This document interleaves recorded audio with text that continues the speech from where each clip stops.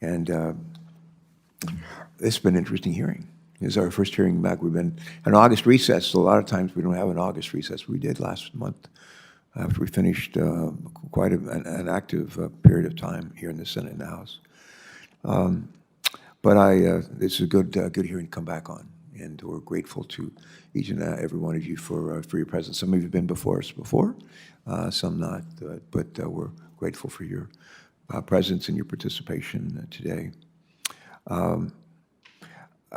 I think a big part of why I've had some success in my life, I like to say my sister and I picked the right parents in a coal mining town in Beckley, West Virginia.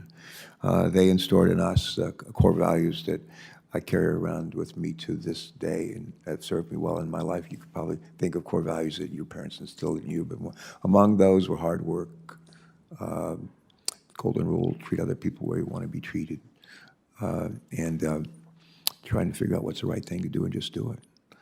Our hearing today reminded me of something that my dad used to say to us a lot. My dad was a chief petty officer in the Navy, World War II, Korean War, and for about 30 years after that. And he would say to my sister and me when we were little kids growing up, we're born in West Virginia, grew up in Virginia, but he'd say to my sister and me when we'd pull some boneheaded stunt, he was always saying, just use some common sense. You could probably think of things your parents said. He said it a lot. We must not have had much common sense. But using common sense means that we need to do more to protect Americans from the impact of climate change and of unhealthy air. Mr. Brown and Ms. Brown, it was a pleasure to meet your sons, who I think, what are they, 14 and 18? So, yeah, 14 and 18. Our sons, our biological sons, are about a generation older, 32, 34. We always have worried about them growing up just to make sure they didn't get in an accident, whether they're on a bicycle or car or whatever, always worrying about them. And but we want to make sure they had a chance to grow up and grow old. And your boys, hopefully they'll have a chance to grow up and grow old. The greatest threat to their generation is frankly our planet's on fire, and it's getting worse, and it's getting worse faster rather than not. That's the bad news. I would just say, my colleagues hear me do this probably more than I ought to. I always like to think like, how do we have good, clean air, clean water, do something real about climate change? How do we do it? Create economic opportunity and jobs. That's my focus. I'm an old governor, and I'm always trying to figure out how do we create a nurturing environment for job creation and job preservation. As it turns out, in the legislation that we passed a month or so ago, Inflation Reduction Act, which has a lot in it that deals with clean air and climate change.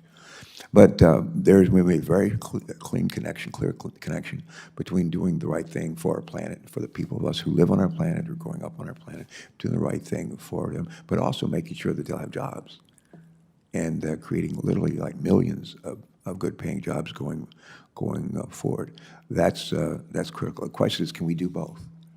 Can we both look out for our planet, provide for our kids going forward, and making sure that not only they have clean air, clean water to drink, and don't live in a planet that's on fire, but have good jobs, good paying jobs. So one of our challenges is to how do we realize that?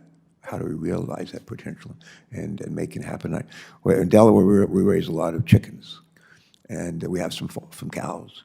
But mostly we have chickens. For every person, Senator Capito, for every person who lives in Delaware, there are roughly 300 chickens.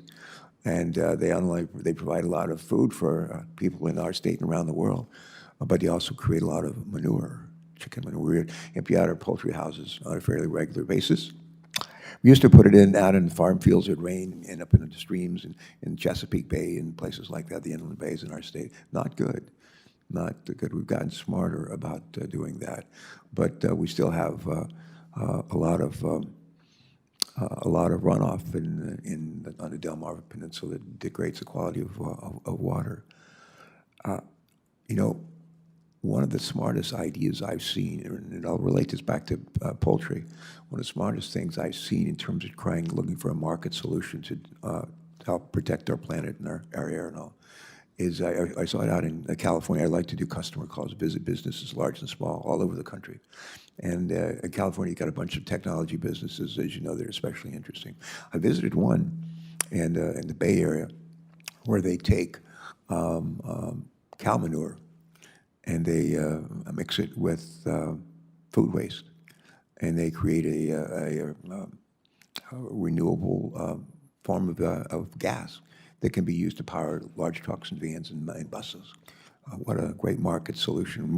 We're trying to seize on the same approach on the Delmarva Peninsula, to where we take chicken manure and maybe food waste as well, and through a process called, I think, anaerobic digestion, to be able to transform that into something that actually has market value. The other thing is Senator Capito, and I know we supported legislation that came out of the Ag Committee a year or two ago on regenerative agriculture, trying to encourage farmers to put back into the soil, topsoil especially, carbon dioxide components that will increase the quality of the soil, the richness of the soil, increase yields.